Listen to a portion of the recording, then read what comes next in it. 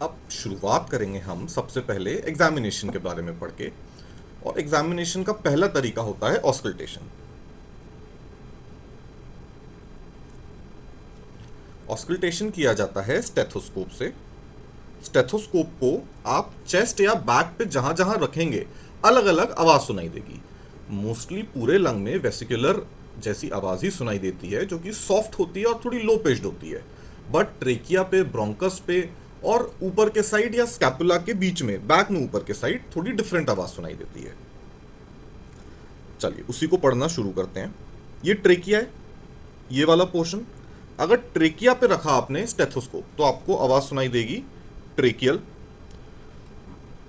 ये जो tracheal sound है ये काफी लाउड होती है और इसको लिखते जाते हैं ओवर ट्रेकिया, वेरी लाउड। और इस आवाज में एक्सपिरेशन और इंस्पिरेशन का ड्यूरेशन सेम होता है। मतलब जो इंस्पिरेशन के वक्त आवाज सुनाई दी और एक्सपिरेशन के वक्त आवाज सुनाई दी तो वो दोनों सेम होगा। Sound duration expiration is equal to inspiration. तो ये हो गया पहला ट्रेकियल साउंड। फिर उसके बाद अगला पढ़ते हैं जिसको हम बोलते हैं ब्रोंकियल साउंड।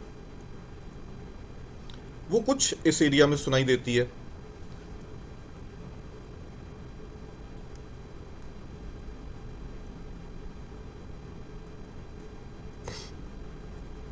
अब देखिए, स्टर्नम के 3 पार्ट होते हैं। स्टर्नम मतलब ये जो ब्रेस्ट बोन होती है, ये कॉलर बोन है क्लैविकल और ये ब्रेस्ट बोन है स्टर्नम।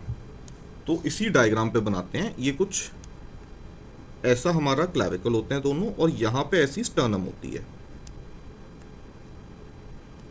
स्टर्नम के इस पोर्शन को, मतलब ऊपर वाले पोर्शन को, मैन्यूब्रियम बोला जाता है।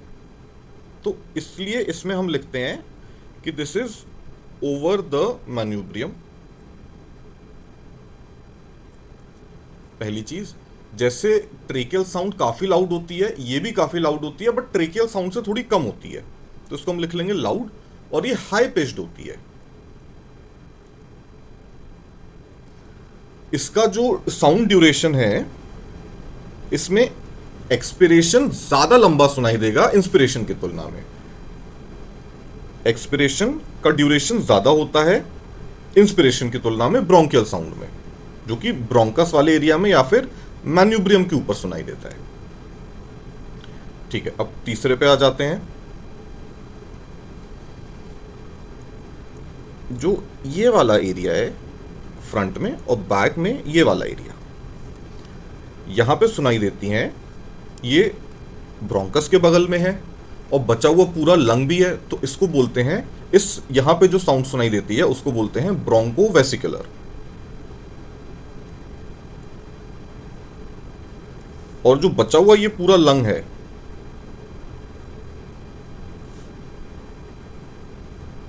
यहां पे सुनाई देती है vesicular sounds.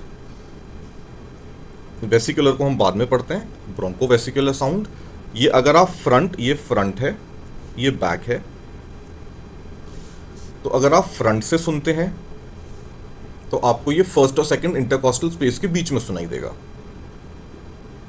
Between first and second intercostal space, मतलब ये वाला पोर्शन। और अगर पीछे बैक से सुनते हैं तो दिस इज बिटवीन स्कैपुला।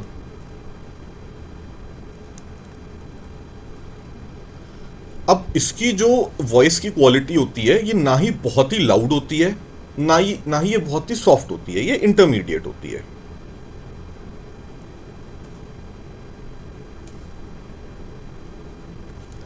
ठीक है, और जैसे हमने पढ़ा ट्रेकियल में एक्सपिरेशन और इंस्पिरेशन एक जैसा था, उसका जो ड्यूरेशन था, साउंड ड्यूरेशन, वो एक जैसा था। तो ऑस्कल्टेशन के वक्त ब्रोंकोवेसिकुलर भी एक्सपिरेशन और इंस्पिरेशन का टाइम एक जैसा होता है, सेम होता है।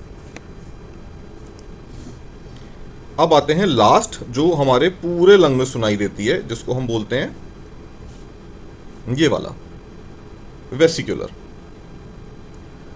अब ये जो वेसिकुलर है ये ऑलमोस्ट पूरे लंग्स में सुनाई देता है। Most of both lungs, front में भी और बैक में भी। ठीक है, ये काफी सॉफ्ट होता है और लो पिच्ड होता है। और इसमें अगर साउंड के ड्यूरेशन की बात करें तो एक्सपिरेटरी